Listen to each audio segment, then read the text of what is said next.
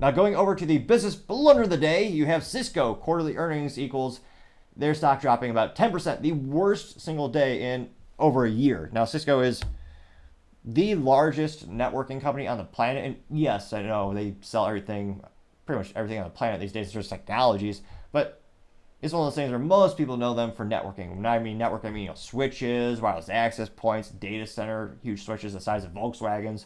Well, maybe not Volkswagen, but perhaps a smart car. But nevertheless, it looks like they closed specifically about 9.8% last Thursday, making the worst day since May 19th, 2022, when their stock dropped 13.7%. This is interesting. You would think at its face value, it's because they, maybe they didn't do well fiscally speaking. Well, they actually beat Wall Street expectations for revenue and earnings, but they did give guidance for its second fiscal quarter. And again, their fiscal year and fiscal calendar is not the same as the calendar year, which a lot of tech companies do that, interestingly enough. Now, the company cited a slowdown in orders as customers deployed Cisco products they had purchased in recent quarters, which again was one of those issues with the whole supply chain conundrum. It's gotten a lot better, don't get me wrong, since the pandemic. But in the pandemic, you had instances where companies, including myself, where we had Cisco projects, where we are authorized Cisco value-added reseller services company. Well, we would place an order, and in some cases we actually paid up front, and the materials didn't get here until 9, 10, 11 months later. That was a huge skewing of the numbers. It was a logistical nightmare. Now, looks like the company reporting earnings, trying to pull out the actual details here. They reduced their full year revenue forecast. Now, the CEO, Chuck Robbins, said, quote, "The bottleneck that we previously saw in the supply chain has now shifted downstream to implementations by our consumers and partners," unquote. Now, getting to the fiscal amount of the impact, they know that Cisco adjusted earnings per share to $1.11 per share, beating the $1.03 LSEG, formerly Reventive, estimate. It reported a 4.67 billion in revenue for the quarter. This is not good, versus the 14.61 billion projection, but it called for 82 cents to 84 cents in adjusted earnings per share on 12.6 billion to 12.8 billion in the fiscal second quarter. That implies a 6.6% revenue decline.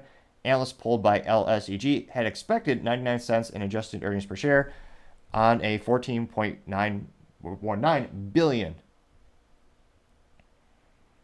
Now they also say that, quote, CSCO's product orders slowed down in the quarter as consumer inventory digestion, with Cisco estimating 1 to 2 quarters inventory left to be digested by consumers. That according to a Goldman Sachs analyst. I also have Bank of America analyst saying, quote, "The 20% decline in product orders has driven a 6% downswing in FY2024 revenue guidance, or a 3.2 billion cut." Now, the Bank of America continued to say, quote, "We don't attribute it to any competitive factors. Rather, it is simply a return to the true revenue environment, X backlog drawdown support, with additional weakness related to the orders reverting to the mean following the 17.4% and 20.3% product revenue growth in 3Q23 and fourth quarter 2023 respectively," unquote. So again, not so great news. They also spent one of the largest acquisitions in tech history was when Cisco went out and they bought Splunk, which is one of the most advanced as well as reputable security tools for SIM solutions, and is one of those instances where a lot of people are wondering if they'll ever actually make an ROI on that. Now, granted, you're also buying their customer base as well as intellectual property, but again, there's a lot of competition, and one of the issues with Cisco these days, at least anecdotally speaking, a lot of customers are becoming more and more price sensitive because of the economy, and they're looking at the Cisco renewals, just for the software renewals and all that. And a lot of them are starting to look at alternatives because they're looking to pinch a couple pennies. And other alternatives are gaining in features, functionality. Urban Networks is a great solution and a great alternative, and they've been growing pretty well. They were bought out by Hewlett Packard Enterprise years ago. So it'll be interesting to see if they're able to turn this around. But to have such a big drop and to tell people, "Oh, we're gonna actually decrease our expectations," that's certainly the business blunder of the day.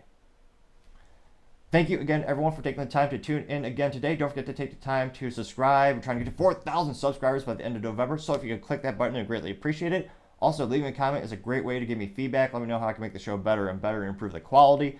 Lastly, don't forget to take the time to tell your family, tell your friends, tell your coworkers, heck, tell your enemies, tell anyone and everyone. Just stay safe, fight the good fight,